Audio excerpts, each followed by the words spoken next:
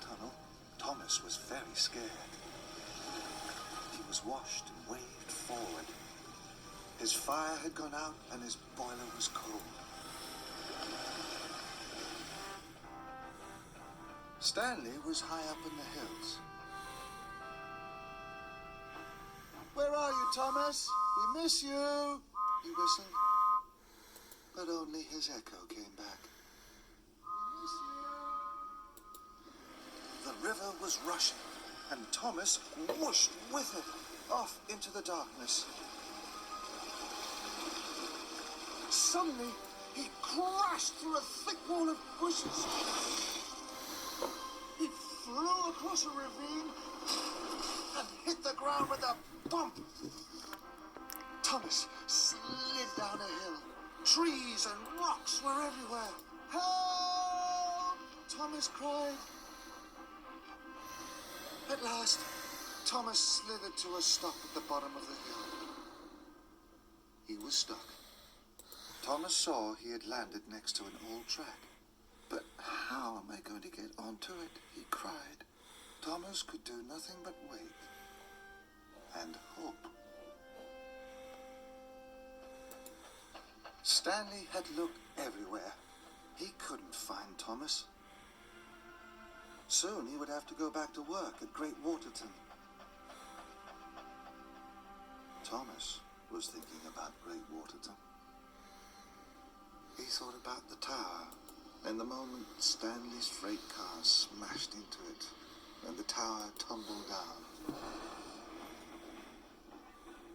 I wish I hadn't made Stanley pull all those freight cars.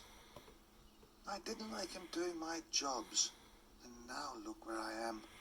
I'm a very silly engine, he puffed sadly. Thomas wished he was back with his friends. Stanley had to get back to Great Waterton. "I'll blow my whistle one last time," Stanley wished, and he whistled loud and long. This time, Thomas heard the whistle. "It's Stanley," he gasped. With his very last puff and his very last huff, Thomas blew his whistle as loud as he could. Stanley heard Thomas. Quickly, he reversed back to the branch line.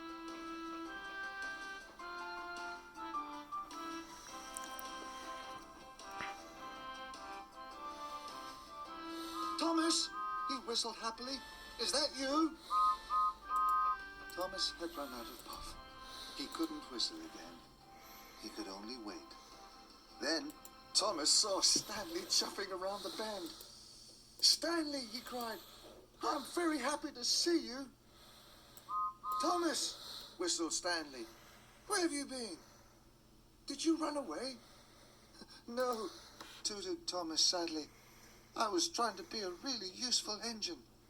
Then Thomas told Stanley all about his adventure in the mine. Stanley was amazed. "Stanley," tooted Thomas, "I'm sorry that I was horrible to you. I was wrong, and I was silly to be cross that you were in charge. I want to be your friend." Stanley smiled. "Thomas," he wished, "we will be friends, and I'll have you back on that track in no time." Soon, Stanley was hooked up to Thomas. Then Stanley huffed and puffed. Thomas was very heavy. There was a lot of water in his firebox. Stanley didn't give up. "I can do it," he wished. And with a mighty heave, Stanley pulled his friend back onto the track. "Hooray!" tooted Thomas. Then there was a very loud crack. The valve in Stanley's boiler had burst. Stanley was a very strong engine, but pulling Thomas had been too much. Now he couldn't move. Stanley felt very sad. "Don't worry," whistled Thomas. "It's my turn to help you. I'll shunt you home." Stanley smiled. Thomas was his new friend, There was nothing Thomas wouldn't do for Stanley. The fireman put Stanley's dry coal into Thomas's firebox. In no time at all, Thomas's boiler was bubbling, and his steam was wheeshing. "Here we go, Stanley," Thomas puffed happily. Stanley smiled back. And puff by puff, Thomas shunted Stanley along the track. It was very hard work.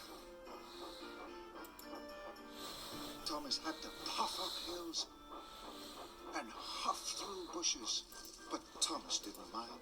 He was proud to push his new friend Stanley home. At last, Thomas and Stanley puffed into Great Waterton. Thomas was tired, but he had never felt